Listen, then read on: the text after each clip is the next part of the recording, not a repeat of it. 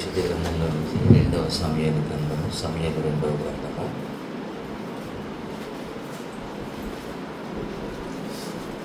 పరిశుద్ధ గ్రంథంలో నుంచి సమూయేలు రెండవ గ్రంథము 6వ అధ్యాయము 11వ వచనం. నేను చదువుతాను, నా వెనక అందరూ చెప్పడానికి ప్రయత్నం చేయండి. సమూయేలు రెండవ గ్రంథము 6వ అధ్యాయము 11వ వచనం. నేను చదువుతాను, నా వెనక అందరూ చెప్పడానికి ప్రయత్నం చేయండి. యెహోవా మందసము 3 నెలలు గిత్తీయుడకు ఓబేదెదోము ఇంటిలో ఉండగా యెహోవా ఓబేదెదోమును అతని ఇంటి వారందరినీ ఆశీర్వదించును. నా వెనక ఈ మాటలు చెప్పిన మీ అందరినీ దేవుడు దీవించును గాక. ఆమేన్. తలలోంచి కళ్ళు మూడి చిన్న ప్రార్థన చేసుకుందాం. ప్రేమ కలిగిన మా మహాపరిశుద్ధ పరమ తండ్రి, శ్రేష్టమైన మీ కృప కలిగిన పాదాలకు నిండు మనసుతో కృతజ్ఞతాస్తుతులు చెల్లిస్తూ వస్తున్నాం ప్రభువా. ఈ పునరుద్ధాన దినం రోజున ప్రభువా, పరిశుద్ధాత్మ దేవుడివై మా మధ్యలోనికి దిగి వచ్చి మాట్లాడడానికి మీరు ఇష్టపడుతున్నందుకు మిమ్మల్ని స్తుతిస్తున్నాను. ఇక్కడ ఎందరైతే వాక్యం కొరకు తమ మనసులను సిద్ధపరచుకున్నారో వారందరికీ వాక్యపు చికిత్స మీరు చేయండి అయ్యా. నాతోనూ మాతోనూ మీరు మాట్లాడండి. తద్వారా నీ నిత్య రాజ్య వారసులగినట్లు మమ్మల్ని అందరినీ చేయమని యేసుక్రీస్తు ప్రభు వారి మహాప్రశస్త నామంలో ప్రార్థిస్తున్నాము మా ప్రియ పరలోకపు తండ్రి. ఆమేన్. ఈ మాటలు మీరు చాలాసార్లు చదువు ఉంటారు అని నేను అనుకుంటూ ఉన్నాను. నిజానికి ఆశీర్వాదము, దీవెన, మేలులు ఇవి మనకు కలగాలి అని అంటే మొదట మనలో ఎవరు ఉండాలి? మరి దేవుళ్ళు లేని వాళ్ళకి ఆశీర్వాదాలు కలగట్లేదా? ఖచ్చితంగా కలుగుతున్నాయి. వారికి మనకు వ్యత్యాసం ఏంటో మనం జాగ్రత్తగా ఆలోచన చేస్తే, దేవునిలో మనం ఎదుగుతూ ఉన్నప్పుడే మనకు కష్టాలు, శోధనలు, ప్రతికూలమైన పరిస్థితులు, శ్రమలు, ఇబ్బందులు ఎదురవుతాయి. దేవునికి ఎంత దూరంగా ఉండి భయంకరమైన విగ్రహ ఆరాధన లేదా దేవుడు కాదు అని చెప్పింది ఏదైతే చేస్తారో వారందరూ అంచెలంచెలుగా ఎదిగిపోతూ ఉంటారు మన కళ్ళ ముందు. ఇది చాలామందికి ఉన్న సందేహము, చాలామందికి ఉన్న అనుమానము, చాలామందికి ఉన్నటువంటి ఒక క్వశ్చన్ మార్క్ అనమాట. ఇది ఒక ప్రశ్న. ఎందుకు అలా జరుగుద్ది? మనం ఎందుకు ఇలా అయిపోతున్నాం?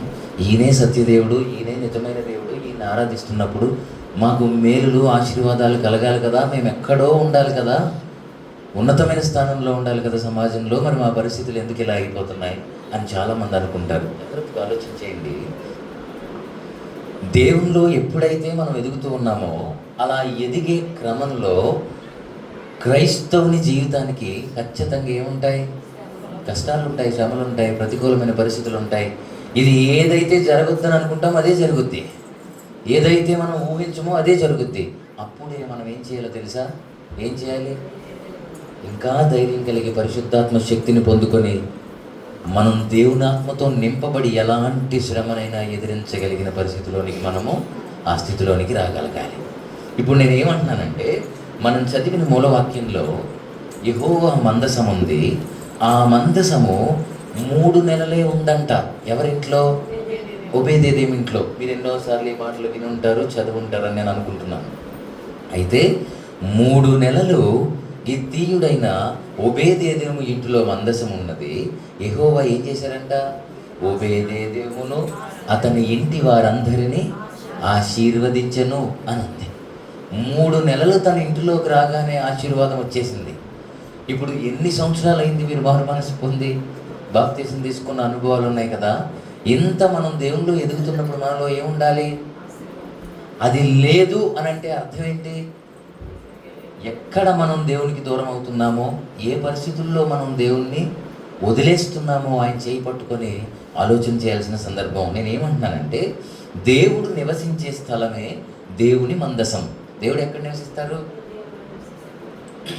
అది దేవుని మందసం. ఇప్పుడు ఇక్కడ మనం చదువుకున్న ఈ వాక్య భాగంలో మందసం ఎక్కడ నివసించింది? తీసుకెళ్ళారు. అసలు మందసం ఎక్కడుంది? తుమ్మకర్రతో చేయబడినటువంటి ఒక ఆర్కు, ఒక పెట్టెలో మందసం ఉంది. మందసం దేంతో చేయబడిందో తెలుసా? తుమ్మకర్రతో చేయబడింది. చెక్కే దాన్ని తుమ్మకర్రతో చేశారు. అది పరిశుద్ధ గ్రంథంలోనే ఉంది. అసలు తుమ్మకర్రతోనే మందసాన్ని ఎందుకు చేశారో ఆ విషయాలు కూడా నేను చెప్తాను. ముందు జాగ్రత్తగా వినండి. మందసము అనగా దేవుడు నివసించే స్థలము. దేవుడు నివసించేది మందసము, అది పరిశుద్ధమైనది. అది ఎవరి దగ్గర అయితే ఉంటుందో, ఎవరి ఇంటిలో అయితే ఉంటుందో వాళ్ళకి ఏం కలుగుతుందట? ఖచ్చితంగా ఆశీర్వాదం కలుగుతుంది. ఇప్పుడు ఓబేదేదేము ఇంటికి వచ్చి 3 నెలలు ఉందన్నాను కదా చదివిన వాక్య భాగంలో. అసలు మందసం అక్కడికి రాకమునుపు ఎక్కడుంది? ఓబేదేదేము ఇంటికి రాకముందు ఎక్కడుంది అని అంటే మందసము షిలోహులో ఉంది. షిలోహులో ఉంది. షిలోహు అనగా నెమ్మది అని అర్థం. చెప్పండి ఏంటి? షిలోహు అనగా నెమ్మది అని అర్థం, లేదా విశ్రాంతి అని అర్థం.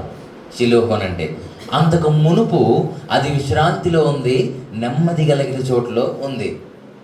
ఓబేదేదోము ముందుకు రాక మునుపు, తన ఇంటికి రాకముందు ఇశ్రాయేలీలు వారు కానాను దేశంలో ప్రవేశించిన మీదట ఈ ప్రత్యక్షపు గుడారము స్థిరంగా ఉంచిన స్థలం, మొట్టమొదటి స్థానం షిలోహు. నా మాటలు అర్థమవుతున్నాయా?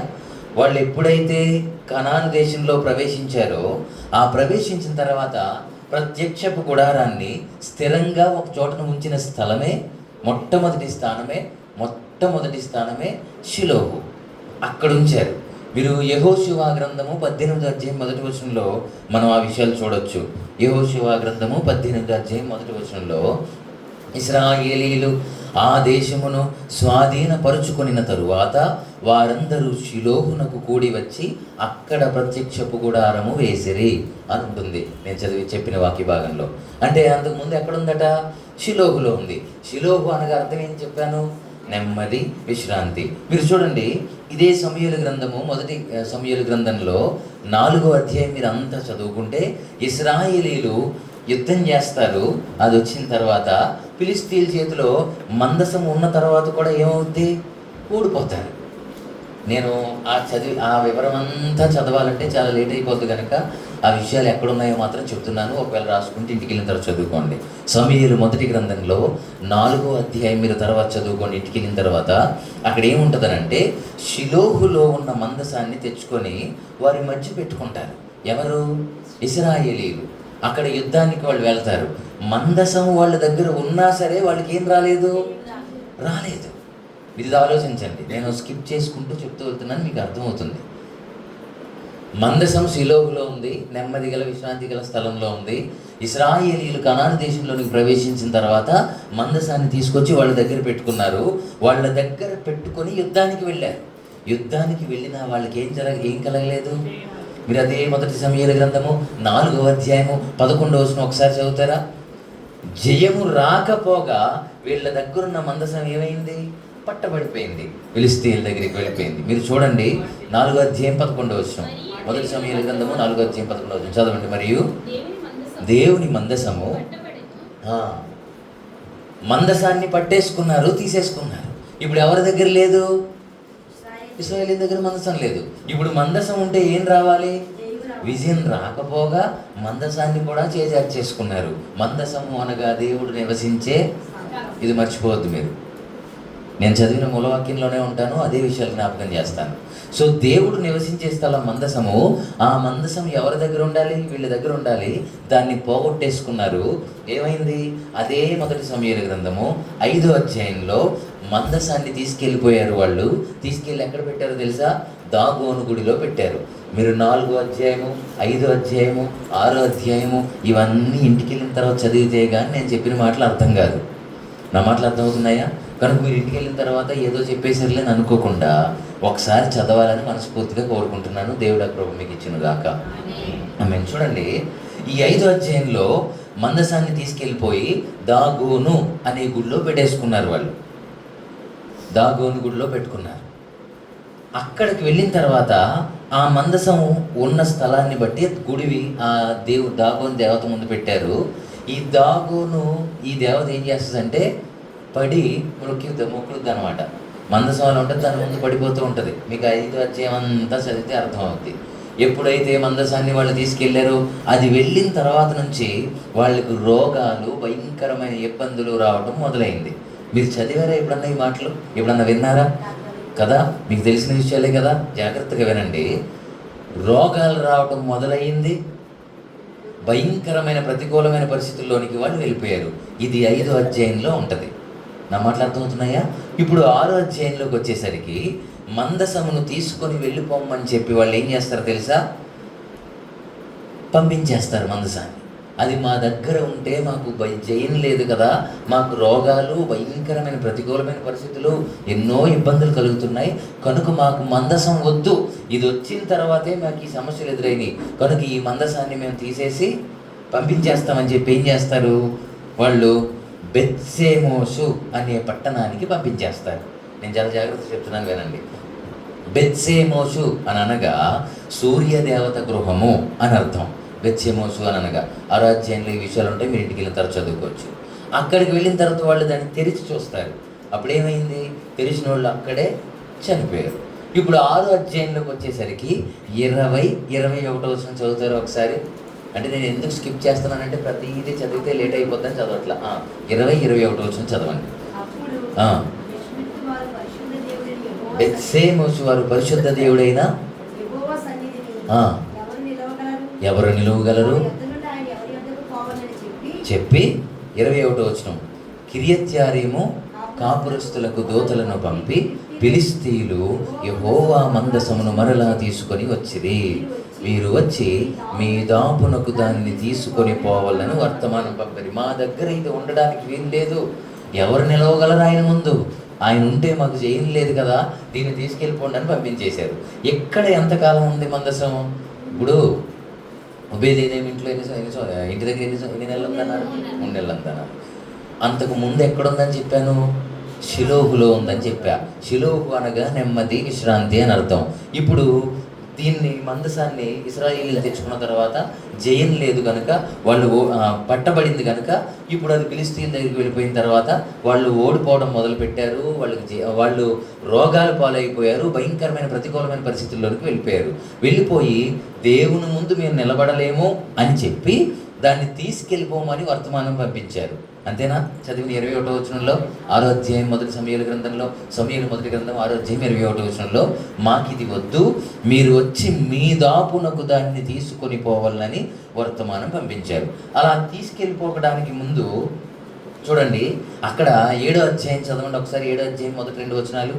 అంతటి కిర్యత్యాము వారు వచ్చి యెహోవా మందసమును తీసుకుపోయి కొండయందుండే అబీనాదాబు ఇంట చేర్చి దానిని కాపాడుటకై అతని కుమారుడైన ఎలియాజరును ప్రతిష్ఠించిరి. 2వ వచనం, మందసము కిర్యత్యారీములో నుండిన కాలము 20 సంవత్సరాలు. ఎన్ని సంవత్సరాలండి? 20 సంవత్సరాలు. ఇప్పుడు తర్వాత చరిత్ర అంతా ఇప్పుడు జాగ్రత్తగా వినండి. 20 సంవత్సరాలు ఉంది కిర్యత్యారీములో. అర్థమవుతుందా? ఆ మొదటి వచనంలో అబీనాదాబు ఇంట దాన్ని తీసుకెళ్ళి పెట్టారు. ఎన్ని సంవత్సరాలు ఉందంటే అక్కడ అతని ఇంటిలో? 20 సంవత్సరాలు ఉంది అబీనాదాబు ఇంట్లో. జాగ్రత్తగా వినండి, ఇప్పుడు నేను సబ్జెక్ట్లోకి వెళ్తాను, లోతు మీకు అర్థమవుతుంది. ఆ తర్వాత చరిత్రను మీకు కొంత చెప్పి నేను అప్పుడు ముందు వెళ్తా. ఆ తర్వాత 20 సంవత్సరాలు అబీనాదాబు ఇంటి దగ్గర ఉంది. అప్పుడు ఇశ్రాయేలీయులు ఏం కోరుకున్నారు?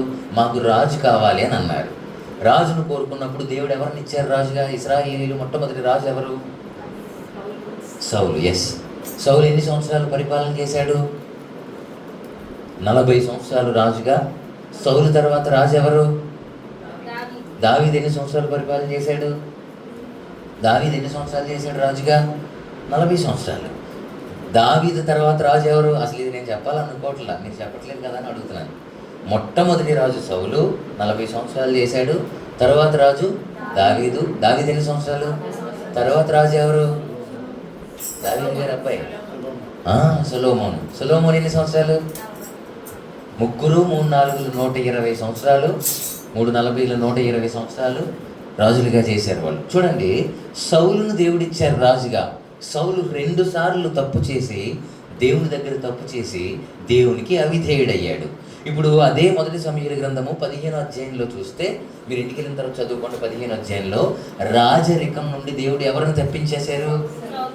సౌలును తప్పించేశారు. 15వ అధ్యాయం అంతా.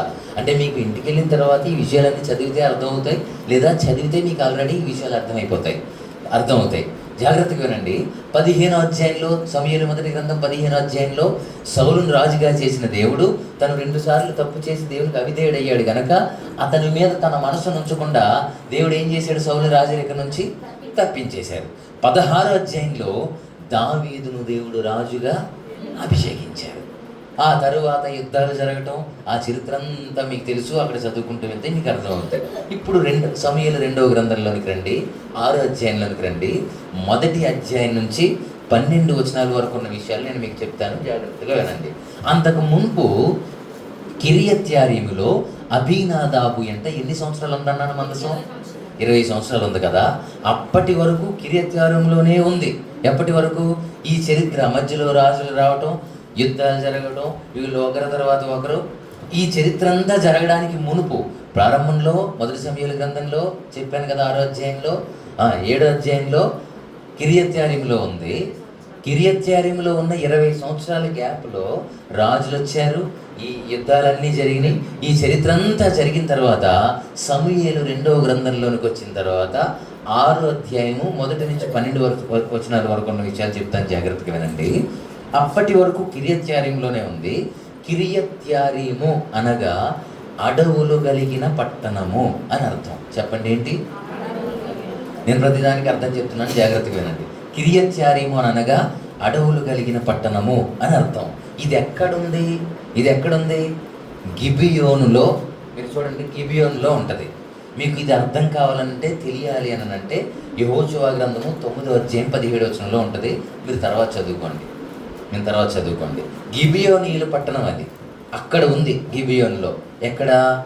అడవులు కలిగిన ఈ పట్టణం కిరియత్యారీము గిబియోన్లో ఉంది. అది యెహోషువ గ్రంథం 9వ అధ్యాయం 17వ వచనంలో ఉంటుంది.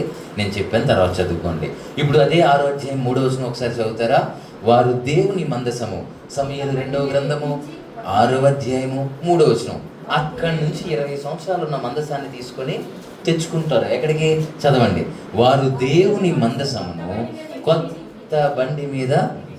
క్రొత్త బండి మీద ఎక్కించి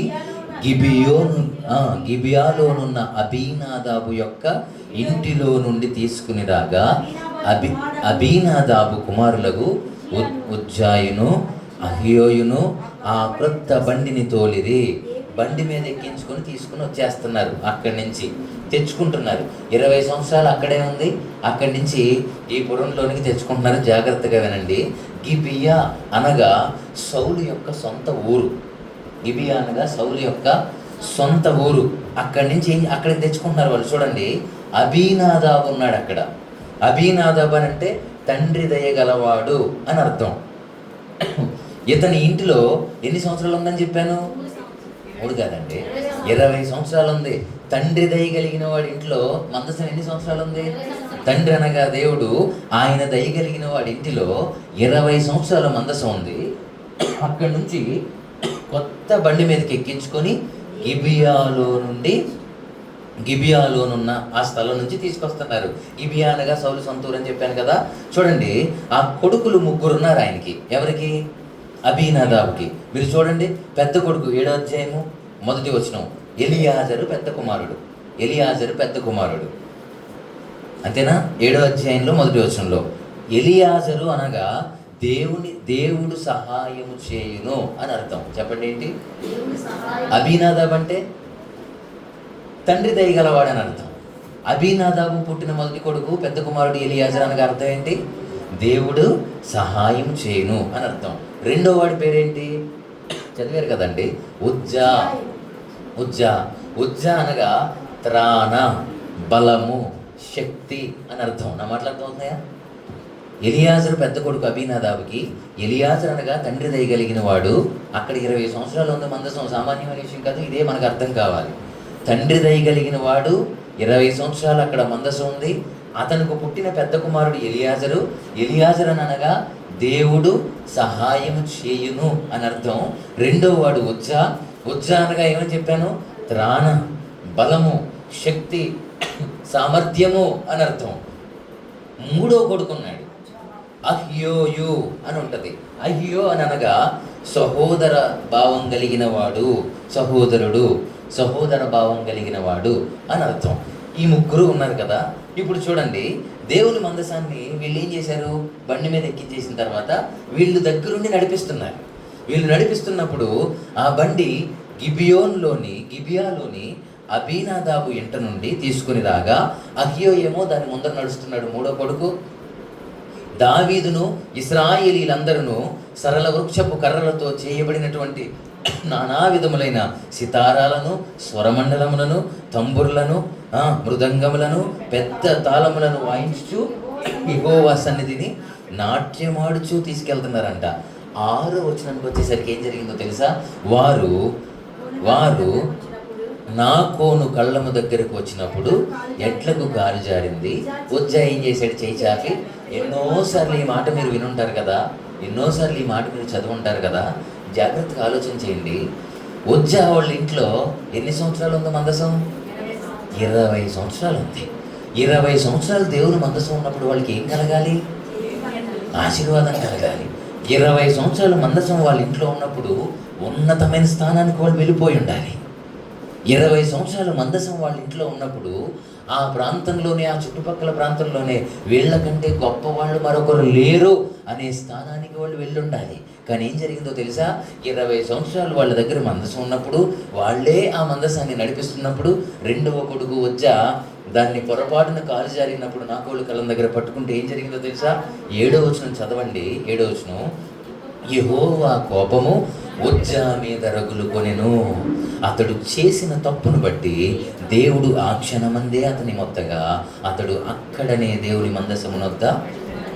ఇక్కడ మీరు అర్థం చేసుకోవాల్సిన విషయం ఏంటంటే, యెహోవా కోపం ఉజ్జా మీద వచ్చింది. ఎందుకు వచ్చింది? దేవుని మందసాన్ని పట్టుకున్నందుకు. దేవుని మందసాన్ని పట్టుకునే అర్హత ఉజ్జాకి లేదంటారా? లేదని ఎలా చెప్పగలరు మీరు? అసలు ఎందుకు వచ్చింది ఉజ్జా మీద దేవుని కోపం? దేవుని మందసాన్ని పట్టుకునే ఆ అర్హత ఉజ్జాకి దేవుడు ఎందుకు ఇవ్వలేదు? ఇవ్వగానే యెహోవాకు కోపం ఎందుకు వచ్చింది? దేవుడికి సాధారణంగా కోపం రాదు. కానీ ఎందుకు వచ్చిందో తెలుసా? 20 సంవత్సరాలు ఉజ్జా ఇంట్లో, అబీనాదాబు ఇంట్లో ఉంది. 20 సంవత్సరాలు దేవుడు తన కళ్ళతో వాళ్ళని చూస్తూనే ఉన్నాడు.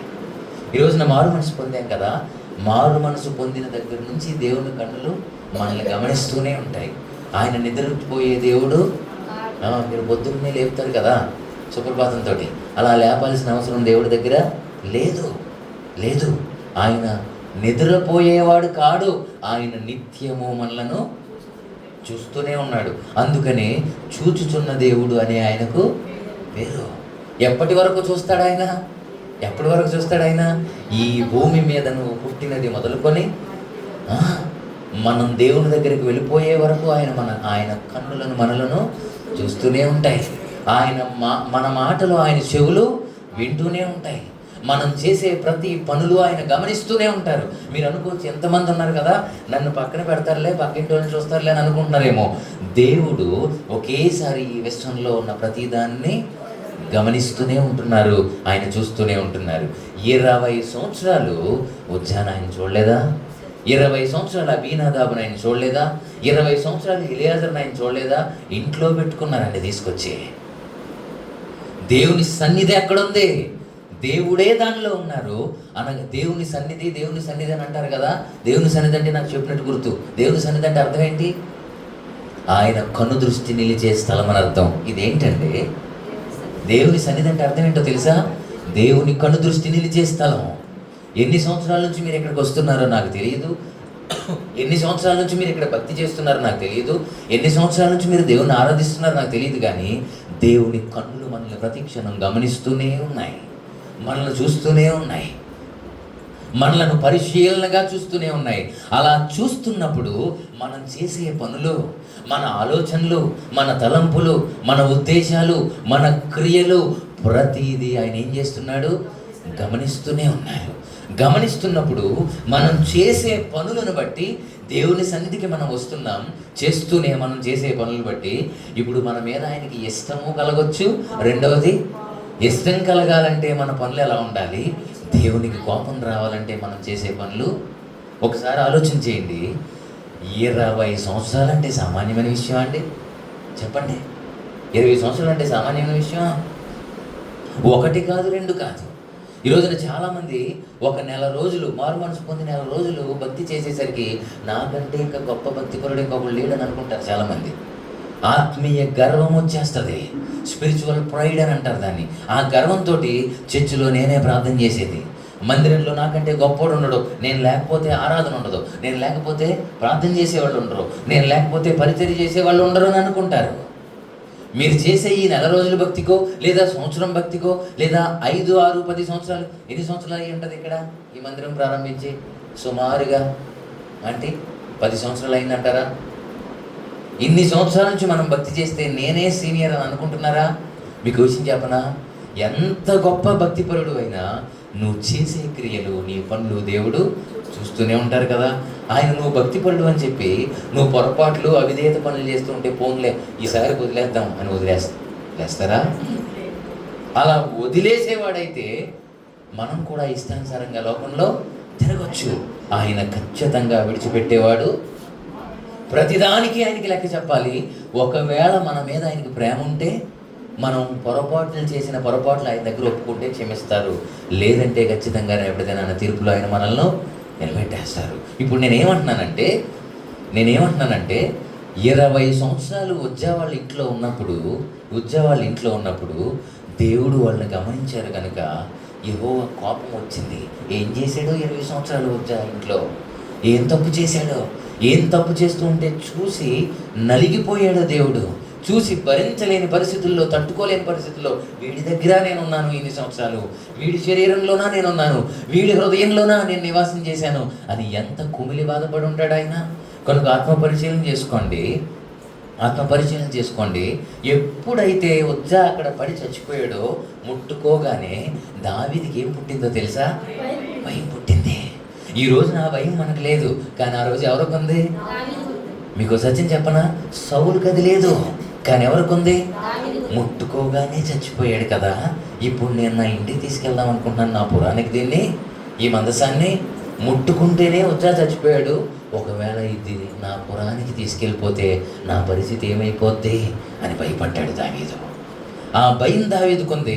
సౌలంతటి గొప్పవాడు ఉండగా దేవుడు మెచ్చుకున్న దావీదు, దేవుడు ఎన్నుకున్న దావీదు, దేవుడే అభిషేకించిన దావీదు. మీకు సత్యం చెప్పనా, తండ్రికి కూడా ఇష్టం లేని దావీదుని దేవుడు ఎన్నుకున్నాడు. తండ్రి కూడా చెప్పలేని పరిస్థితుల్లో, ఇంకొకడు ఉన్నాడని చెప్పలేని పరిస్థితుల్లో దేవుడు ఎన్నుకున్నాడు.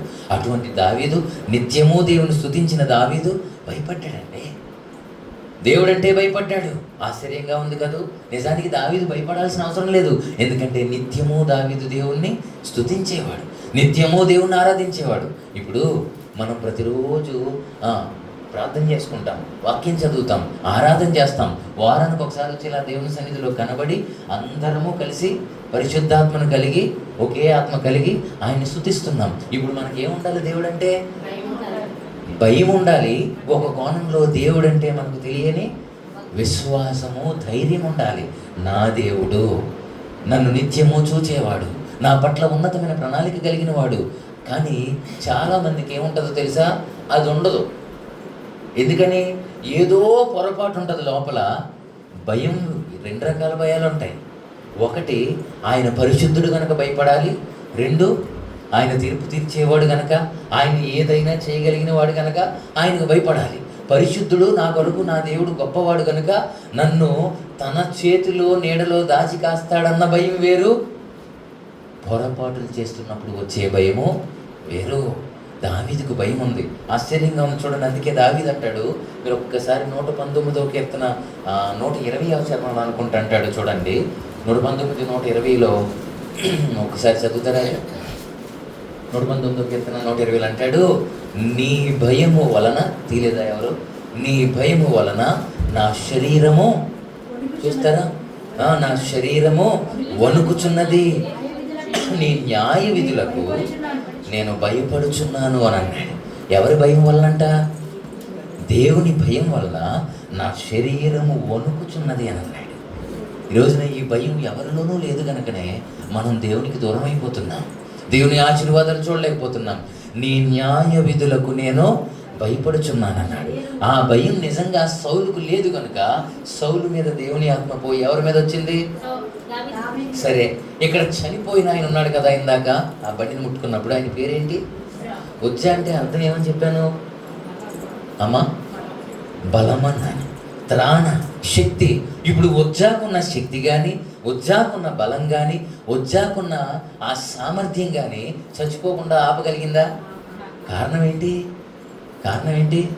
దేవుని కోపం ఉజ్జా మీద. దేవుడు కోపపడితే, దేవుడికి కోపం వస్తే నిలవగలిగిన వాళ్ళు ఎవరన్నా ఉన్నారా ఇక్కడ?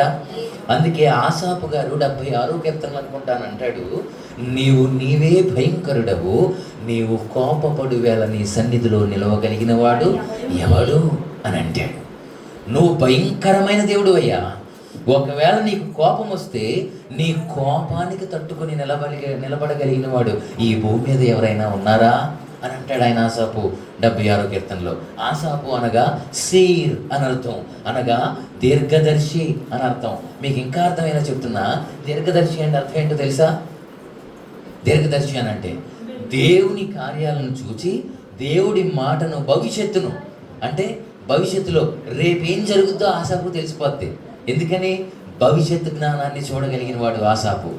అటువంటి భవిష్యత్తు జ్ఞానాన్ని చూడగలిగిన వాడు, రేపు ఏం జరుగుద్దో తెలిసిన వాడు, రేపటి దినాన ఎలా ఉంటుందో తెలియగలిగిన వాడు, తెలుసుకోగలిగిన వాడైన ఆసాపు దేవుని విషయంలో ఏమంటాడు తెలుసా? నీవే భయంకరుడు అయ్యా, నీవు కోపపడు వేళ నీ సన్నిధిలో. ఒకవేళ నీ కోపం వస్తే నిలబడగలిగిన వాడు ఈ భూమి మీద ఒక్కడు కూడా ఉన్నాడా అని ఆసాపు చెప్పట్లా. ఆ ప్రశ్న దేవునికే వేశాడు. ఎందుకంటే ఈ భూమి మీద ఆ ప్రశ్నకు సమాధానం చెప్పగలిగిన వాడు మరొకరు చెప్పగలరా? మీరు ఎవరన్నా? ఇదిగో నీ కోపం వస్తే ఫాతిమా సిస్టర్ నిలబడద్ది, నీ కోపం వస్తే రూత్ ఆంటీ నిలబడద్ది, నీ కోపం వస్తే పార్వతీ సిస్టర్ నిలబడద్ది, నీకు కోపం వస్తే జ్ఞానకుమార్ బ్రదర్ నిలబడతారు, నీకు కోపం వస్తే అంకుల్ నిలబడతారు, నీకు కోపం వస్తే పలానా వాళ్ళు తట్టుకోగలరయ్యా అని చెప్పగలిగిన వాళ్ళు ఎవరు ఉన్నారా? ఎవరూ లేరు. ఆ ప్రశ్నకు కూడా సమాధానం ఎవరు చెప్పాలి? దేవుడే చెప్పాలి. ఒకవేళ నీకు కోపం వస్తే నిలబడగలిగిన వారు ఎవరు అని అన్నాడు. అందుకే ఆసాపు 76 కీర్తనలో నేనేమంటానంటే, ఉజ్జాకు తనకున్న బలము, శక్తి, సామర్థ్యం ఇవేవి ఆయన్ను కాపాడలేకపోయినాయి. కారణం ఏంటో తెలుసా? ఉజ్జా యొక్క వ్యక్తిగత జీవితం. ఉజ్జా యొక్క తన వ్యక్తిగత జీవితం, ఇండివిజువాలిటీ, వ్యక్తిత్వం ఎలాంటిదో ఎన్ని సంవత్సరాలు చూశాడో చెప్పండి దేవుడు? 1 కాదు 2 కాదు, ఏకంగా 20 సంవత్సరాలు చూశాడు. దేవుడు తట్టుకోలేక కోపం వచ్చేసింది. 20 సంవత్సరాలు చూశాడు. ఉజ్జాలో 20 సంవత్సరాల్లో దేవుడు చూసిన తర్వాత దేవుడు కనబడింది ఏంటో తెలుసా? ఉజ్జాలో పాపము ఉంది. అతడు దేవునికి అవిధేయుడు. అతని తండ్రికి ఏముందో తెలుసా? అబీనాదాబు ఎవరు? ఉజ్జా యొక్క తండ్రి. అనగా అర్థం ఏమని చెప్పాను? దేవుని దయ. ఏంటంటే ఇలా మర్చిపోతే, అందుకే నేను పేర్లు అర్థాలు చెప్పాను. అబీనాదాబు అనగా తండ్రి దయ కలిగినవాడు అని అన్నాను కదా. ఇప్పుడు అబీనాదాబు కొన్ని తండ్రి దయ. మీకు ఇంకో విషయం, పెద్ద కొడుకు ఎవరు? ఎలియాజరు అనగా అర్థం ఏంటి? దేవుడు సహాయం చేయనని అర్థం. అబీనాదాబు అంటే తండ్రి దయ కలిగిన వాడు, ఎలియాజరు అనగా దేవుని సహాయం అతనికి ఉంది, అబీనాదాబుకు తండ్రి దయ ఉంది. ఉజ్జాకి శక్తి బలం ఉంది, కానీ ఇవేమి అతను కాపాడలేకపోయినాయి. జాగ్రత్తగా ఆలోచించేయండి. సహాయం చేసే దేవుడు ఉండగా ఉజ్జాకు ఏం దొరకలేదు? సహాయం దొరకలేదు. అదే 2వ సమూయేలు గ్రంథము, సమూయేలు 2వ గ్రంథము 6వ అధ్యాయము 10వ వచనం ఒకసారి చదవండి. యెహోవా మందసమును దావీదు పురములోనికి తన యొద్దకు తెప్పింపనొల్లక గిత్తీయుడగు ఒబేదెదోము ఇంటి వరకు తీసుకుని అచ్చట ఉంచెను. ఇది అసలు విషయం. నేను మూలవాక్యంలోనికి వస్తున్నాను. దావీదుకు భయం పుట్టి ఎప్పుడైతే ఇలా జరిగిందో, ఉజ్జాయాన్ని సంవత్సరాలు ఉన్నప్పుడు దేవుడు చూశాడు కనుక చనిపోయాడు కదా, ఒకవేళ నా పురానికి తీసుకొస్తే దేవుడు నన్ను ఏం చేసేస్తాడో అని భయం పుట్టి ఏం చేశాడు తెలుసా? ఉజ్జాయిను ఒబేదెదోము ఇంటి వరకు తీసుకొచ్చారంట. అచ్చట ఉంచెను అని ఉంది. ఇప్పుడు మనం చదివిన మూలవాక్యం అదే సమూయేలు 2వ గ్రంథము 6వ అధ్యాయము 11వ వచనం. ఏముంది అక్కడ? యెహోవా మందసము 3 నెలలు గిత్తీయుడగు ఒబేదెదోము ఇంటిలో ఉండగా యెహోవా ఒబేదెదోమును అతని ఇంటి వారందరినీ ఆశీర్వదించును. జాగ్రత్తగా ఆలోచన చేయండి. దావీదేమో తన ఇంటికి తెచ్చుకోలేదు, ఒబేదెదోము ఇంటికి తీసుకొచ్చాడు. 20 సంవత్సరాలు అబీనాదాబు ఇంట్లో ఉంది, అతనికి ఆశీర్వాదం రాకపోగా అతని కొడుకు కుమారుడు చనిపోయాడు. ఓబేదేదేము ఇంట్లో ఎన్ని నెలలు ఉందంట? 3 నెలలు, 1 సంవత్సరం కూడా లేదు. 3 నెలలలో ఏమైంది? ఓబేదేదేమును అతని ఇంటి వారందరినీ దేవుడు ఆశీర్వదించుననుంది. అందుకే మీరు చూడండి ఒకసారి దినవృత్తాంత గ్రంథం 1వ గ్రంథంలో 13వ అధ్యాయం 14 వచనాలు, 13వ అధ్యాయం 13, 14 వచనాలు అంటాడు, తన యొద్దకు దావీదు పురమునకు తీసుకొని పోక దానిని గిత్తీయుడని ఓబేదేదోము ఇంటిలోని కొనిపోయాను. దినవృత్తాంతములు 1వ గ్రంథము 13వ అధ్యాయము 13, 14 వచనాల్లో ఉన్న మాటలు చెప్తున్నాను వినండి.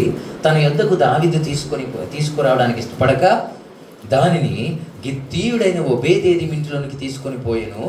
దేవుని మందసము 14 వచనము, దేవుని మందసము ఓబేదేదోము ఇంటిలో అతని కుటుంబమునొద్ద 3 నెలలుండగా ఓబేదేదోము ఇంటి వారిని అతని సొత్తంతటిని దేవుడు ఏం చేశాడంట? ఎంత స్పష్టంగా ఉందో చూడండి.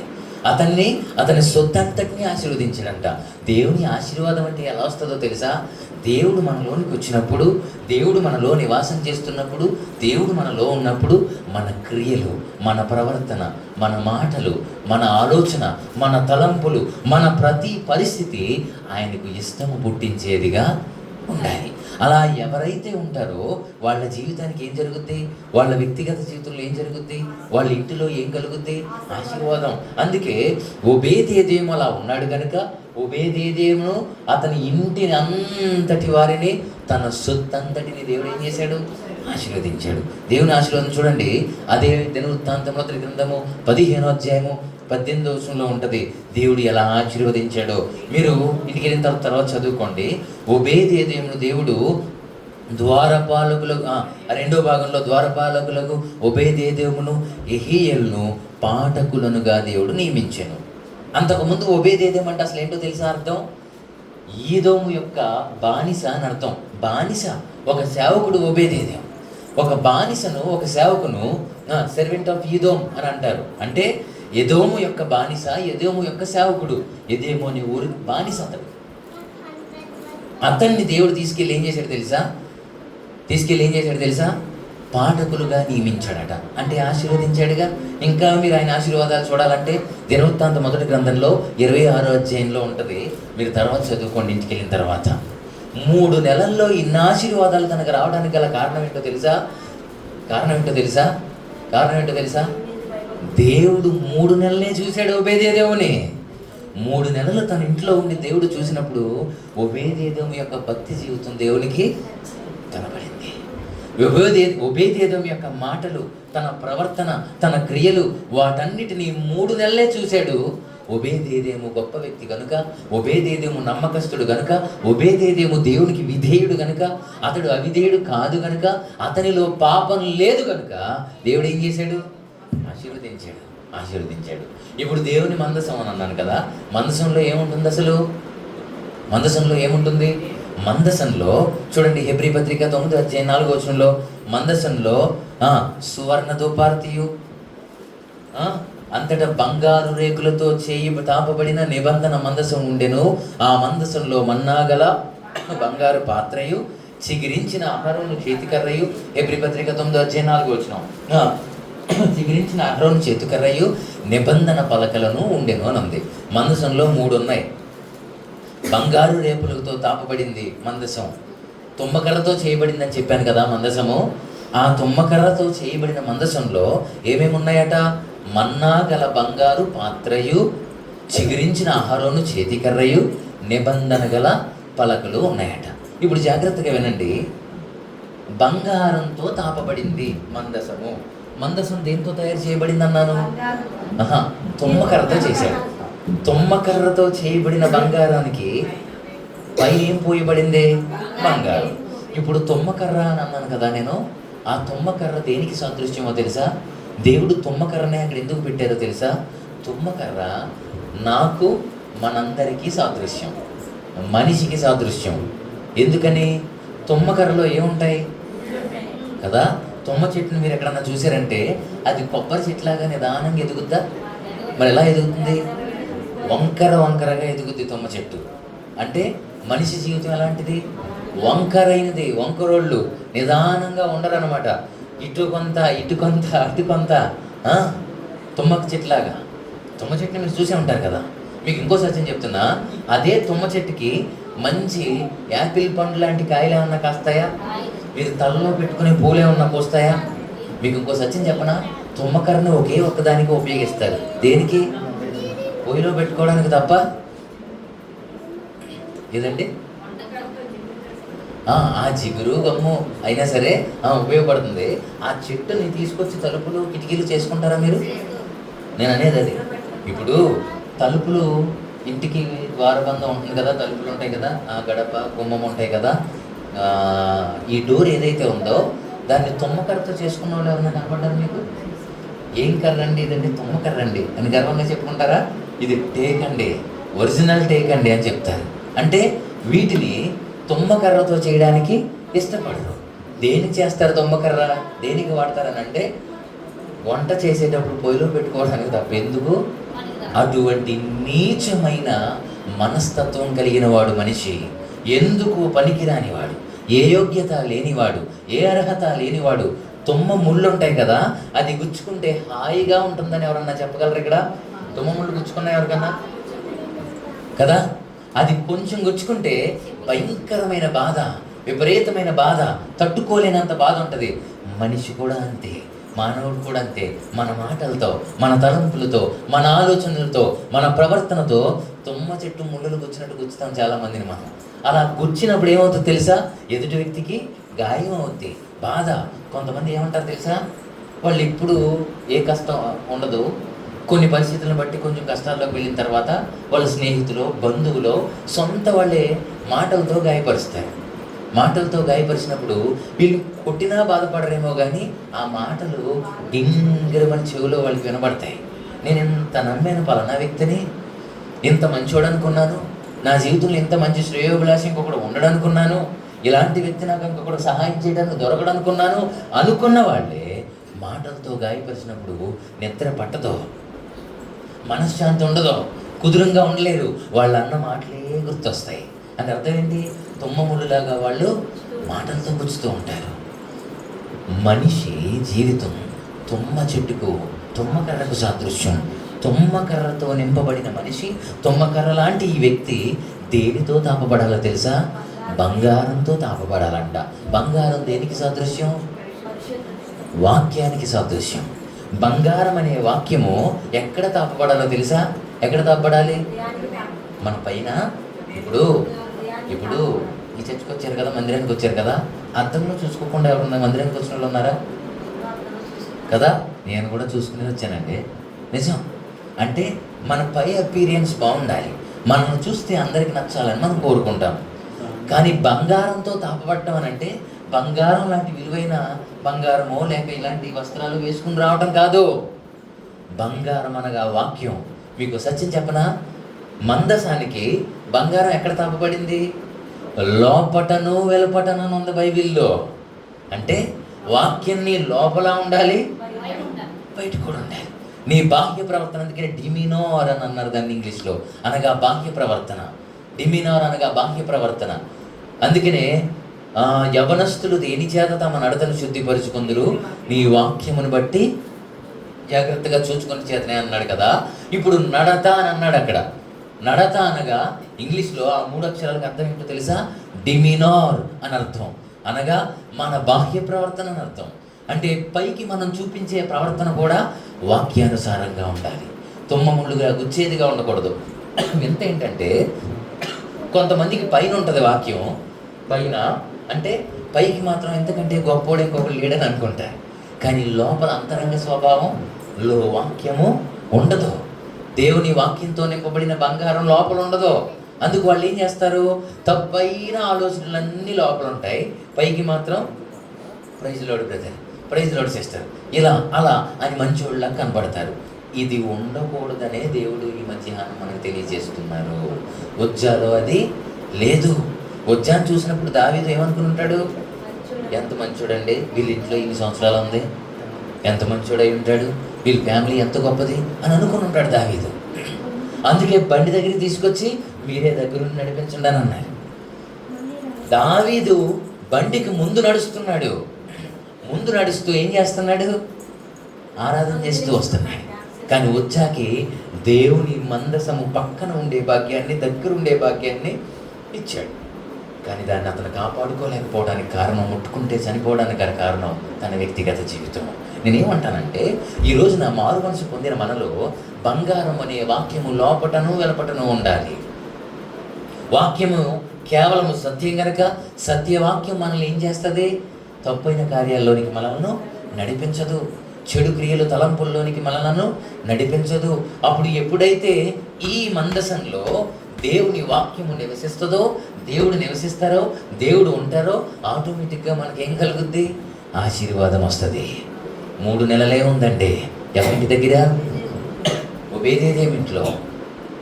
నేను ముగిస్తాను, ముగింపులో కొన్ని మాటలు చెప్తున్నాను. 3 నెలలే ఉంది ఒబేదేదోమింట్లో. 3 నెలలలో ఎన్ని ఆశీర్వాదాలు వచ్చినాయి, ఎన్ని దీవెనలు వచ్చినాయి. పరిశుద్ధ గ్రంథంలోనే అది లిఖింపబడిందనంటే ఎంత ధన్యుడై ఉంటాడు ఒబేదేదోము. నేనేమంటానంటే మనము క్రైస్తవులుగా మార్చబడిన తర్వాత, క్రైస్తవులుగా మనం మారిన తర్వాత, మారు మనసు పొందిన తర్వాత, బాప్తిస్మపు అనుభవంలోనికి వచ్చిన తర్వాత మన క్రియలు, మన తలంపులు దేవుడు చూస్తూనే ఉంటారు. కనుక చూస్తున్న దేవుడు మనల్ని చూస్తున్నప్పుడు ఎక్కడ మనలో లోపము కనబడడానికి వీలు, ఏ చిన్న అవిధేయత మనలో ఉండడానికి వీలు లేదు. మీరు ఇక్కడికి వచ్చిన తర్వాత మంచి గొప్ప వ్యక్తులుగా ఉండి అలా బయటికి వెళ్ళిన తర్వాత మీరు కొంతమంది ఏం చేస్తారు తెలుసా? బూతులు. లేడీస్ కూడా తిడతారు బూతులు చాలామంది. వాళ్ళ నోటి నుంచి నేను విన్నాను చాలాసార్లు. ఒకసారి నేను అలా వెళ్తూ ఉంటే ఒక అమ్మాయి తిడుతుంటే నన్ను చూసి పరిగెత్తుకుని లోపలికి వెళ్ళిపోయింది. అంటే ఆ భయం ఏంటంటే ఇది ఎక్కడో వాక్యంలో చెప్పేస్తాడని అనుకుంటుంది. నిజంగానే చెప్తున్నాను, కాకపోతే పేరు చెప్పట్లేదు అంతే. అవునా కదా? చూశాను కనుక, విన్నాను కనుక. మారు మనసు పొందారని చెప్పుకుంటారు చాలామంది. బాప్తిస్మపు అనుభవం ఉంటుంది, దేవుణ్ణిలో ఎదుగుతారు, వారం వారం క్రమం తప్పకుండా మందిరానికి వస్తారు, ప్రభు శరీర రక్తాలు భుజిస్తారు. కానీ నోరు విప్పితే కంట్రోల్ ఉండదు. ఏం చేస్తారు? భయంకరమైన బూతులు వస్తాయి. వాళ్ళు తిట్టే బూతులు ఇంకొకరు తిట్టరేమో అనుకుంటాం. అదేంటంటే అదే నోటితో ప్రార్థన చేస్తున్నారు, అదే నాలుగుతో దేవుని స్తుతిస్తున్నారు, కానీ అదే నోటితో మరలా అది చూసిన దేవుడు మందిరానికి నువ్వు వచ్చినప్పుడు నీకు ఆశీర్వాదం ఇస్తాడా? దీవెనలు ఉంటాయా? నిన్ను ఇంకా పరీక్షించడానికి ప్రయత్నం చేస్తాడు, పరీక్షిస్తాడు. నువ్వు ఎప్పటికీ పాస్ అవ్వలేదనంటే, ఒకవేళ ఈ లోకంలో నీ దగ్గర డబ్బులు ఉండొచ్చు, ఈ లోకంలో నీకు బిల్డింగ్ ఉండొచ్చు, ఈ లోకంలో నువ్వు గొప్పోడివై ఉండొచ్చు, ఈ లోకంలో నీకు తినడానికి ఉండడానికి అన్నీ ఉండొచ్చు, కానీ రేపటి దినాన దేవుని కోపం ఖచ్చితంగా నీ మీద రగులుకుంటుంది. ఒకవేళ దేవుని కోపం మన మీద రగులుకుంటే దాన్ని నిలబడి తట్టుకొనగలిగిన వాళ్ళు ఎవరైనా ఉన్నారా? ఎవరూ లేరు. ఒకవేళ దానికి సమాధానమే చెప్పాల్సి వస్తే ఎవరు చెప్పాలి? నిలబడగలిగిన సామర్థ్యం ఇదిగో నా కుమార్తెకు ఉంది, నా కుమారుడికి ఉంది అని ఎవరు చెప్పగలగాలి? ఇప్పుడు దేవుడు నిన్ను నిలబెట్టాలి, నిన్ను నిలబెట్టగలిగేలాగా చెయ్యాలి, తన శరీరంలో భాగం చేసుకోవాలి, తనతో నిత్యత్వంలో ఉంచాలి అని అంటే నీలో ఏముండకూడదు? ఏ పాపము, ఏ అవిధేయత ఉండడానికి. మీరు దినదినము అనుదినము మందిరంలో ఎదుగుతున్నప్పుడు, దేవునిలో ఇదిగో ఈ మందిరంలో నాటబడిన తరువాత మనం మొక్కల వలె ఎదుగుతూ ఉన్నప్పుడు, ఎదిగే మొక్క ఎలా ఉండాలో తెలుసా? ఎలా ఉండాలి? ద్రాక్ష తోటలో నాటబడిన అంజూరము వలె ఉండాలి. అంతేగాని తుమ్మ చెట్లాగా మనం ఉండడానికి వీల్లేదు. మనం నిజంగా తుమ్మ మొక్కలమే గనుక, తుమ్మ చెట్లమే గనక ఈ తుమ్మ చెట్టుకి ఏం తాపబడాలి? బంగారము తాపబడాలి. లోపటను వెలుపటను, లోపల వెలుపల కూడా వాక్యంతో మనం తాపబడినప్పుడు, వాక్యం మనలో ఉన్నప్పుడు ఏ విధమైన అవిధేయత మనలో ఉండదో అప్పుడు మనం ఫలించి అభివృద్ధి చెందుతాం. ఏ మొక్క ఆ ఫలాన్ని ఇస్తుంది. యాపిల్ చెట్టు యాపిల్ కాయలు ఇస్తుంది, జాంకాయలు ఇవ్వదు. అంతేనా? మామిడి చెట్టు జాంకాయలు ఇస్తుందా? మామిడి ఫలాలే ఇస్తుంది. నువ్వు క్రైస్తవుడుగా దేవునిలో మందిరంలో నాటబడినప్పుడు నువ్వు ఏ ఫలాలు ఫలించాలి? నిజ క్రైస్తవుడు అనే మంచి ఫలములు నువ్వు అలా ఫలించలేకపోతున్నావంటే నీలో ఏదో అవిధేయత. అందుకే మూలవాక్యంలో నేను వెళ్తున్నాను, 3 నెలలే ఉందండి ఒబేదేదోమింట్లో. దేవుడు ఆశీర్వదించాడంట. ఇదిగో ఎన్నాళ్ళైంది మనం మారు మనసు పొంది, దేవుని మందసం నాలో ఉంది, దేవుడు నాలో ఉన్నాడు అని నువ్వు చెప్పుకుంటున్నావు. కానీ నీలో ఒకవేళ అది లేకపోతే, నువ్వు దేవుడికి అవిధేయుడిగా ఉంటే, ఒకవేళ దేవుని ఆశీర్వాదాన్ని నువ్వు కోల్పోతావేమో ఆలోచించి. అందుకే దావీదు అంటాడు, దావీదు గారు 15వ కీర్తనలో అంటాడు ఆయన, యెహోవా మొదటి చరణంలోనే అంటాడు, యెహోవా నీ గుడారంలో అతిథిగా ఉండగలిగిన వాడు ఎవడు? నీ పరిశుద్ధ పర్వతము మీద నిలవగలిగిన వాడు. మీరు ఎన్నోసార్లు చదువుంటారు ఈ కీర్తన. అక్కడ 11 వచనాలే ఉంటాయి అనుకుంటా. ఎన్ని ఉంటాయి? 5 వచనాలే ఉంటాయి. 11 కాదు, 15వ కీర్తనలో 5 వచనాలు ఉంటాయి కదా. మీరు ఇంటికి వెళ్ళిన తర్వాత చదువుకోండి. ఈ 5 వచనాల్లో 11 విషయాలు ఉంటాయి. చెప్పండి, ఎన్ని విషయాలు? 11 విషయాలు ఉంటాయి. ఆ మాటలు చెప్తే నేను ఇంకొక అరగంట టైం పట్టేస్తుంది. నేను ఇప్పుడు చెప్పదలుచుకోలేదు. మీరు ఇంటికి వెళ్ళిన తర్వాత చదువుకోండి. 15వ కీర్తన మొదటి చరణంలోనే చెప్పాను నేను. ఏమని? యెహోవా నీ గుడారములో అతిథిగా, అంటే దేవుని నివాసంలో. అతిథి అంటే అర్థం ఏంటో తెలుసా? గెస్ట్ అని అర్థం.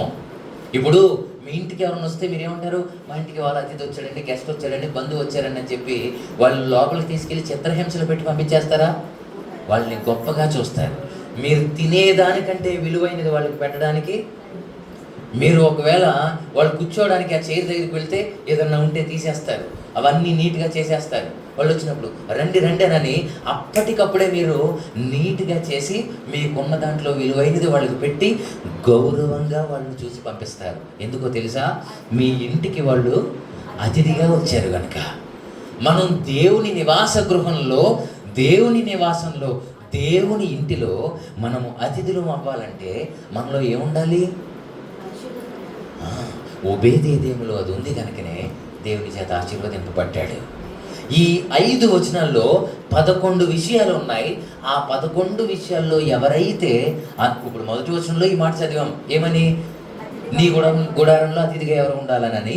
నీ పరిశుద్ధ పర్వతం మీద నివసింపదగిన వాడు ఎవడు అని 2 ప్రశ్నలు ఉన్నాయి. ఈ ప్రశ్నలకు ఆన్సరే మిగిలిన వచనాల్లో ఉంటుంది. ఆ మిగిలిన వచనాల్లో 11 విషయాలు ఉంటాయి.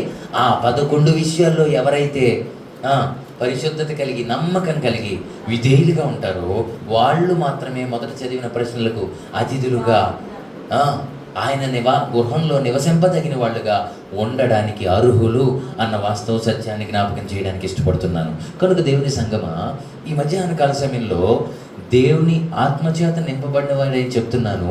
పరిశుద్ధాత్మ దేవుడే మనతో మాట్లాడుతున్నారు. ఏంటో తెలుసా? మనము ఒబేదేదు వలె ఆశీర్వదింపబడిన వాళ్ళముగా మనం ఉండాలి. మీరు ఆశీర్వాదమునకు కారకులుగా ఉండడానికి పిలువబడిన వాళ్ళై ఉండాలి. మీరు ఆశీర్వాదం పొందుకోవడానికి పిలువబడిన వాళ్ళై ఉండాలి. దేవుడు మనల్ని శాపంలోనికి లేదా అవిధేయతలోనికి, పాపంలోనికి పంపించడం కోసం రాలేదు భూలోకానికి. ఎందుకు వచ్చాడు? తను శాపమైపోయి, తను పాపమైపోయి మనలను ఆశీర్వదించడానికి, తన శరీరంలో భాగంగా చేసి ఆయన గుడారంలో నివసింపజేయడానికి దేవుడు మనల్ని ఎన్నుకున్నాడు. కానీ మనం ఏం చేస్తున్నాం? ఆయన నివాసంలో ఉంటున్నామని అనుకుంటూనే దేవునికి దూరమై పాపంలో ఉండిపోయి మనం లోకంలో కలిసిపోయి ఆశీర్వాదాలను పోగొట్టుకేసుకుంటున్నాం అన్న సత్యాన్ని జ్ఞాపకం చేస్తున్నాను. కనుక నేను మరలా చెప్తున్నాను, ఒబేదేదేమో ఒక బానిసకు ఏం కలిగింది? ఆశీర్వాదం కలిగింది.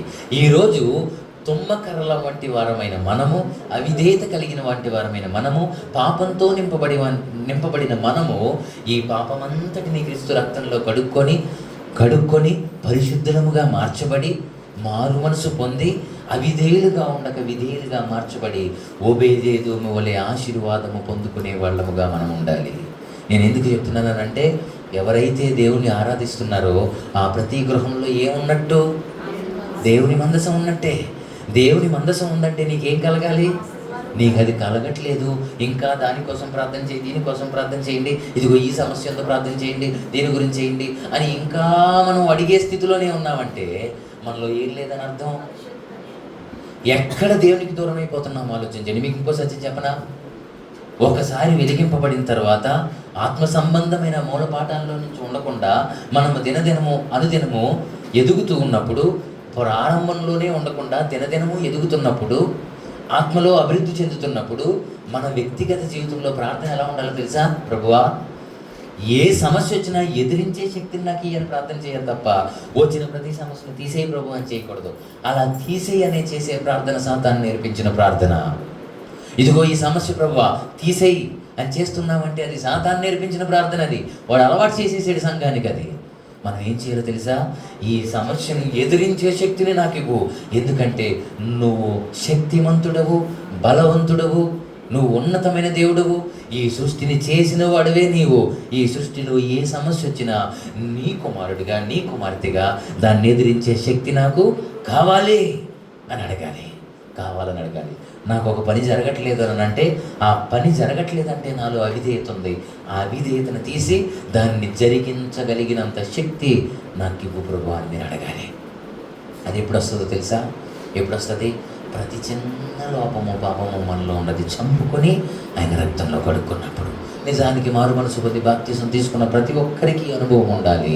ఒకవేళ లేదు అనంటే మనం ఉజ్జావలే ఎక్కడ పొరపాటు చేస్తున్నామో, ఎక్కడ పాపం చేస్తున్నామో ఒకసారి ఆత్మపరిశీలన చేసుకోండి. నేను మరలా జ్ఞాపకం చేస్తున్నాను. ఉజ్జానగా బలము, ఉజ్జానగా శక్తి, ఉజ్జానగా సామర్థ్యము, ఏదైనా చేయగలిగిన శక్తి కలిగిన వాడే. కానీ దేవుని యొక్క ఉగ్రతను తట్టుకోలేక చనిపోయాడు. దేవుని ఉగ్రతను ఎదిరించలేకపోయాడు. దానికి గల కారణం ఏంటో తెలుసా? దేవుని ఉగ్రతను, దేవుని కోపాన్ని తట్టుకొని నిలబడగలిగినంత పరిశుద్ధత ఉజ్జాలో లేదు. అందుకే నేను అంటున్నాను, నీ గుడారంలో ప్రభువా మేము అతిథులుగా ఉండాలి. అలా మేము అతిథులుగా ఉండాలంటే ఓబేదేదేమోవలే నీకు నమ్మకస్తులముగా ఉండాలి.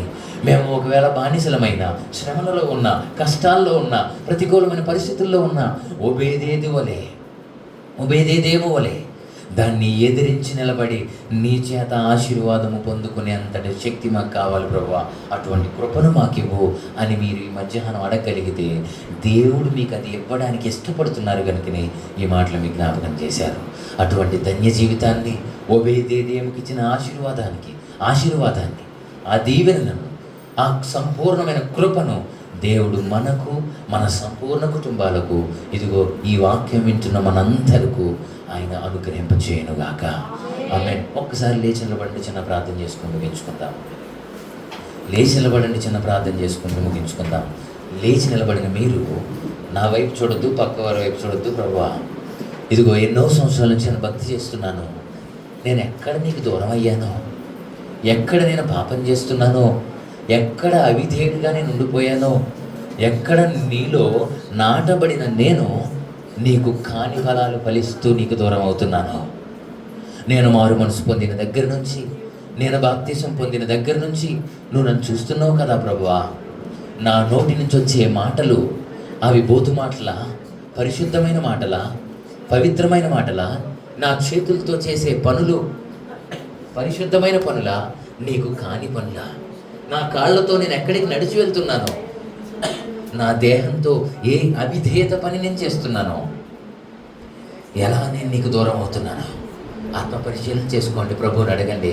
ప్రభువా, నా ఇంటిలో ఆశీర్వాదం లేదంటే, నా కుటుంబంలో దీవెన లేదంటే, నా వ్యక్తిగత జీవితంలో నెమ్మది లేదంటే, సమాధానం లేదంటే, నీ కను దృష్టిలో నేను పొరపాటు చేస్తున్నానేమో, నీ కను దృష్టిలో నేను అవిధేయుడిగా ఉన్నానేమో ప్రభువా, నీ కను దృష్టిలో నీకు దుఃఖాన్ని కలిగించేవాడిగా ఉన్నానేమోనయ్యా.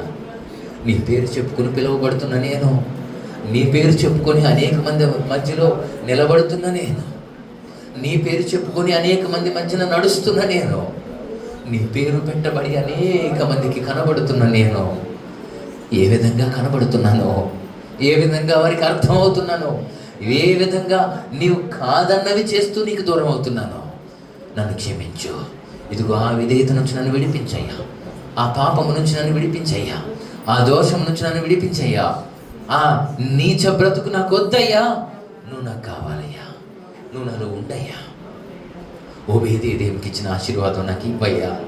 ఒక బానిస అయ్యుండి కూడా, ఎవరు చేర్చుకొని వాడు కూడా, ఒక పనివాడయ్యుండి కూడా అంత ఆశీర్వాదం పొందడానికి కేవలము నీ కను దృష్టిలో గొప్పవాడు కనుక, కేవలం నీవు చూసినప్పుడు అతడు ఉన్నతమైన వాడిగా కనపడ్డాడు కనుక, తనలో పాపం లేదు కనుక, ఈరోజు నన్ను అలా చేయి ప్రభువా, ఈరోజు నన్ను అలా ప్రభు చెయ్యి ప్రభువా అని ఒక్క మాట అడగండి. ప్రార్థన చేసుకుందాం. ఖాళీగా ఉండొద్దు, ప్రార్థన చేసుకుందాం. తలలు వచ్చి కళ్ళు మూసిన మీరు ఒకే ఒక్క మాట చెప్పండి. ప్రభువా, ఈ రోజు నుంచి ఓబేదేదేము వలె నేను నీకు నమ్మకస్తుడిగా ఉంటానయ్యా. నీ చేత ఆశీర్వాదము పొందేంతటి పరిశుద్ధత కలిగి నేను ఉంటానయ్యా. అటువంటి కృప నాకు ఇవ్వు, నన్ను అలా చెయ్యి, నా కుటుంబంలో అటువంటి దీవెనై, నా ఇంటికి అటువంటి ఆశీర్వాదం ఇవ్వు అని కోరుకున్నవారు మీ కుడి హస్తాన్ని చాపి చూపండి. మీకోసం నేను ప్రార్థన చేసి ముగిస్తాను. ఇదిగో, నాకు నీ ఆశీర్వాదం కావాలయ్యా, నాకు నీ నెమ్మది కావాలయ్యా, నాకు నీ దీవెన కావాలయ్యా. లోకంలో నేను ఎవరికి కనపడినా నేను ప్రత్యేకింపబడిన వాడినై, నన్ను చూసినప్పుడు నిన్ను చూసేవాడిగా చెయ్యి ప్రభువా. అలా నేను ఉండడానికి ఇష్టపడుతున్నాను ప్రభువా. అదే నాకు నిజమైన ఆశీర్వాదం. ఆ ఆశీర్వాదం నాకు, నా కుటుంబానికి కావాలి. ఏమి ఉన్నా లేకున్నా నాకు నువ్వు ఉంటే చాలయ్యా. ఎందుకంటే నీలో నిత్య జీవం ఉందయ్యా, నీలో నిత్య ఆశీర్వాదం ఉందయ్యా, నిత్య సమాధానం ఉంది ప్రభువా. అది నాకు కావాలి అన్నవారు మాత్రమే కుడి హస్తాన్ని చాపి చూపండి. మీకోసం నేను ప్రార్థన చేసి ముగిస్తాను. Thank you brothers, thank you sisters. ప్రార్థన చేసుకుందాం. ప్రేమ కలిగిన మా మహాపరిశుద్ధ పరమ తండ్రి, శ్రేష్టమైన మీ కృప కలిగిన పాదాలకు మరొకసారి నిండు మనసుతో కృతజ్ఞతాస్తుతులు చెల్లిస్తూ వస్తున్నాం ప్రభువా. నువ్వెంత గొప్ప దేవుడు ప్రభువా, నువ్వెంత నమ్మకమైన వాడు ప్రభువా. మేమే మా నమ్మకంలో తప్పిపోతున్నామయ్యా, నిన్ను నమ్మే క్రమంలో తప్పిపోతున్నామయ్యా, నిన్ను ఆరాధించే క్రమంలో తప్పిపోతున్నామయ్యా, నిన్ను స్తుతించే క్రమంలో తప్పిపోతున్నామయ్యా. నమ్మకంగా ఉండవలసిన మేము అవిధేయతతో, పాపంతో నీకు దూరం అవుతున్నామయ్యా. యథార్థవంతులుగా ఉండవలసిన నేను తప్పిపోతున్నాం ప్రభువా. నా తండ్రి, నువ్వు మా నుంచి ఏదైతే కోరుకుంటున్నావో, ఏదైతే ఆశిస్తున్నావో, ఏదైతే ఉండాలని కోరుకుంటున్నావో, ఏ జీవితం అయితే మేము జీవించాలని కోరుకుంటున్నావో, ఎలా మేము నడవాలని కోరుకుంటున్నావో, ఎలా మేము అనేక మందికి కనబడాలని కోరుకుంటున్నావో, అది మాలో లేదేమో ప్రభువా. క్షమించండి అయ్యా. ఇదిగో ఈ పునరుత్థాన దినం రోజున ఇదిగో నీ రక్తంతో మమ్మల్ని కడుక్కొని మా కొరకు పరిశుద్ధాత్మ దేవుడు అయిన తండ్రి మా మధ్యలో సంచరిస్తున్న దేవా, నీ పాద సన్నిధిలో ఒప్పుకుంటున్నామయ్యా. ఏ చిన్న అవిధేయత చేతులు చాపి చూపిస్తున్న మాలో ఉండడానికి వీల్లేదయ్యా. మరెన్నడూ నీకు అవిధేయులుగా ఉండకుండా, ఏ పాపముతో మేము ఉండకుండా, ఇదిగో పరిశుద్ధాత్మతో మేమందరము నింపబడదుము గాక. చేతులు చాపి చూపిస్తున్న ప్రతి ఒక్కరిలో నీ ఆత్మ సమృద్ధిగా నింపబడునుగాక. వారు ఒబేదేదేమోలే నీకు నమ్మకస్తులుగా ఉందురుగాక. నీ గుడారములో అతిథులుగా ఉండగలుగుదురుగాక. నీ గుడారములో వాళ్ళు అతిథులుగా ఉండగలుగుదురుగాక. అటువంటి కృప చూపించండి అయ్యా. తండ్రి, మీకు వందనాలయ్యా. మరొకసారి చేతులు చాపి చూపించి ఎక్కడ తప్పిపోతున్నామని ఒప్పుకున్నారో ఆ ఒప్పుకున్న ప్రతి ఒక్కరి జీవితంలో మీరు కార్యం జరిగించండి. మరెన్నడూ నీకు వారు దూరం అవ్వకుండా, వారి నోటితో, తలంపులతో, కళ్ళతో, నా తండ్రి వారి దేహంతో ఎక్కడా పాపం చేయకుండా వారిని మీ పరిశుద్ధాత్మతో మీరు కాయుమని, కృప చూపించమని, కనికరించమని, వారి జీవితంలో మీ ఆశీర్వాదాన్ని కొమ్మరింప చేయమని, తద్వారా నా తండ్రి నీ నిత్యరాజ్య వారసులుగా వారిని చేయుమని కృప చూపి కనికరించమని, చేతులు చాపిన వారి జీవితంలో నీ ఉన్నతమైన కార్యాలు జరిగించి వారిని, వారి కుటుంబాలను మరొకసారి నిండు మనసుతో నీ పనివాడిగా దీవిస్తూ అడుగుతున్నాను ప్రభువా. మీ కార్యాలు వారి జీవితంలో జరుగునుగాక. కృప చూపించమని మరొకసారి నా తండ్రి సంపూర్ణంగా మమ్మల్ని నీ చేతులకు సమర్పించుకుంటూ యేసుక్రీస్తు ప్రభు వారి మహాప్రశస్తమైన ఉన్నతమైన ఘనమైన నామంలో ఈ ప్రార్థన మనలన్నీ మీ పాద సన్నిధిలో అడిగి జవాబు పొంది ఉన్నాము మా ప్రియ పరలోకపు తండ్రి. ఆమేన్. ఆమేన్. Thank you. ఇంతవరకు చక్కటి వర్తమానం ఇచ్చిన దైవజనునికి హృదయపూర్వకంగా మనందరి పక్షాన వందనాలు తెలియజేద్దామండి. అలాగే మంచి దైవజనులు, మరి అనేక చోట్ల బహుబలముగా వాడబడుతున్న దైవజనులు, వేలాది మధ్యన వాడబడుతున్న దైవజనులు మన మధ్యకు రావటం ఎంతో మేలైనది. మరి మధ్యాహ్న కాల సమయంలో మంచి వర్తమానం మనం ఇంటి వచ్చాం. మనసు కొరకు, ఉభయదేమ ఆశీర్వాదం కొరకు మనం ఇంటి వచ్చాం. గొప్ప మాటలు మనం విన్నాం. మన దేవుడి వాక్యాన్ని అందించిన దైవజనుని విన్న మనందరినీ దేవుడు దీవించి ఆశీర్వదించును గాక. మనందరం లేచి నిలబడి కానుకని సమర్పించుకుందామండి.